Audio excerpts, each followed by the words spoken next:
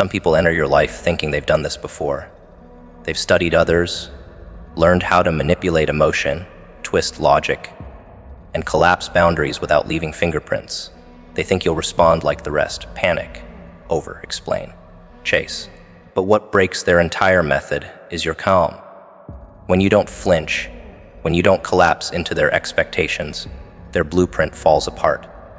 They thought they were the storm, but you were the terrain they didn't map. And now they're stuck, lost in a reality they no longer control.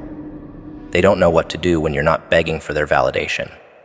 When you're no longer reacting, no longer folding, no longer proving.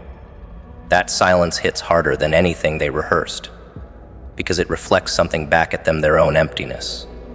They tried to provoke what no longer lives in you. The version of you that was breakable, that needed approval, that bent just to keep the peace. You buried that, and they're too late to meet who replaced it. Most people underestimate how strong a person becomes once they stop trying to be understood. That's where your power grew, in the decision to stop performing for people who were never listening anyway. They sent someone calculated, someone cold, someone confident in their ability to shake foundations.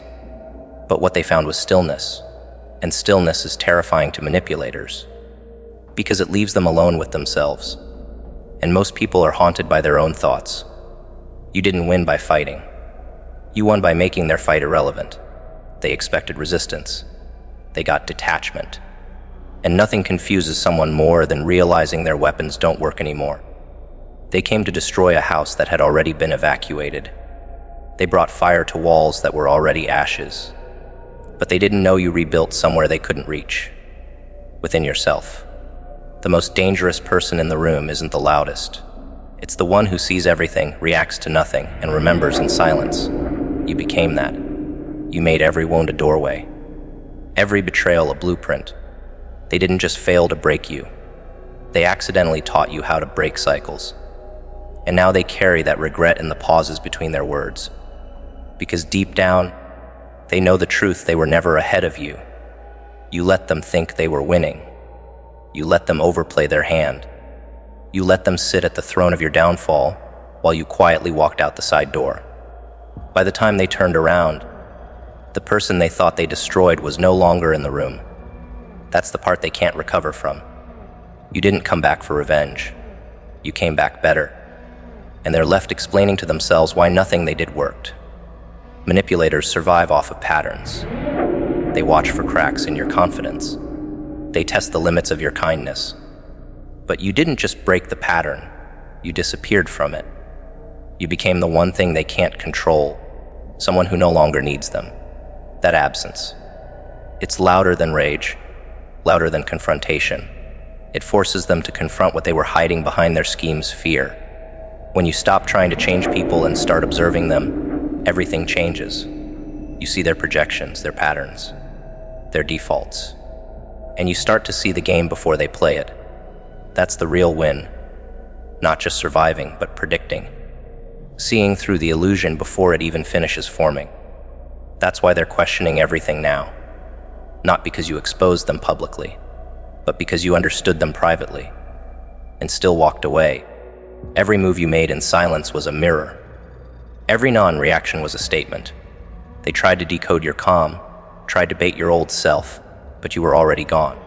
That's what haunts them. Not your words, not your presence, but your evolution. You didn't need closure because you became the closure. You didn't need revenge because you became the lesson. You weren't just unbreakable, you were unrateable. And now, long after the game is over, they're still sitting in the pieces, trying to understand how the one they underestimated became the one they can't forget. They brought calculation. You brought clarity. They brought noise. You brought silence. And in the end, silence was louder. Trusting without verification is playing Russian roulette with your well-being. You place your peace, your time, your emotional safety into someone else's hands and hope they won't pull the trigger. Hope feels noble, but it is not a strategy. You learned this the hard way. Some people don't hesitate when it benefits them. They don't pause to consider your loyalty or your sacrifices. They calculate outcomes. They weigh convenience against consequence. And if betraying you gives them advantage, they will do it without blinking. You didn't imagine that pattern. You experienced it. And the first step forward is accepting that trust must be earned through behavior, not promises. You don't stop trusting because you're bitter. You stop trusting blindly because you're awake. They often look harmless at first, friendly, supportive, interested. They ask questions that feel like care, but are actually reconnaissance. They study how you react to pressure, how much you tolerate, how quickly you forgive. They don't need to rush. They wait, because they know most people give trust early and boundaries late. You did that once. You led with openness. They led with observation. And when the moment came when your guard was down, they pulled the trigger. Not loudly, quietly, with a justification ready. That's how damage usually happens. Not through villains, through people who feel entitled. You start protecting yourself when you understand this isn't about becoming cold. It's about becoming precise.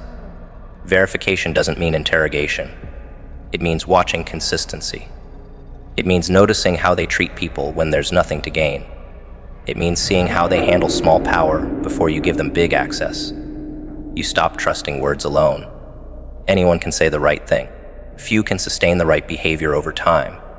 You don't owe anyone immediate access to your inner world. That space is sacred. And those who pressure you to hand it over quickly are often the ones who misuse it later. They will call you guarded. They will say you've changed. They will try to shame your boundaries by labeling them fear. That's manipulation. Because people who are safe don't rush trust. They respect pacing. They don't demand vulnerability as proof of loyalty. They understand that trust grows through repetition, not intensity.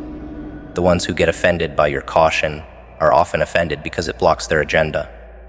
You are not wrong for protecting yourself. You are responsible for doing so. You also learn that some people see trust as leverage. Once they have it, they feel entitled to control you, your decisions, your emotions, your availability. And when you resist, they punish. They withdraw. They twist the story. They paint you as difficult. That's the moment clarity arrives. Trust should never cost you your voice. It should never require you to abandon your instincts. If staying connected to someone means silencing yourself, that connection is already a threat. Verification is quiet. It's patient. You don't announce it, you observe. You notice if their actions align with their values. You see how they react when you say no. You see if they respect your time without needing access to every detail of your life. You see if accountability exists when mistakes happen. You don't need proof of perfection. You need proof of integrity. People who are trustworthy don't fear scrutiny. They welcome clarity. People who aren't will rush you, charm you, or guilt you. They often gamble on your empathy. They assume you'll excuse behavior because you understand trauma, stress, or circumstance. Compassion becomes the loophole they exploit. You can be compassionate without being careless. You can understand someone without trusting them fully. You can wish them well without letting them close. Those distinctions matter. Empathy without boundaries becomes self-betrayal. And that's the game many people rely on you to play unconsciously. Once you learn this, everything changes. You don't react as quickly. You don't attach as fast. You don't over-explain your standards. You let people reveal themselves. Time becomes your filter. Pressure becomes your signal. Anyone who pushes urgency around trust is usually trying to outrun exposure. You don't chase reassurance anymore. You watch behavior, calmly, without drama, without confrontation. That alone disarms most manipulators. They may still try. They may test. They may probe for cracks. But you're no longer spinning the chamber blindly. You've stepped back from the game. You don't assume safety. You confirm it. And that confirmation doesn't come from words. It comes from patterns that hold under stress, from respect that doesn't disappear when things get inconvenient, from actions that don't change when no one is watching. This doesn't make you paranoid. It makes you sovereign. You are no longer handing loaded weapons to people who haven't proven they know how to hold them. You are no longer sacrificing your well-being on the altar of optimism.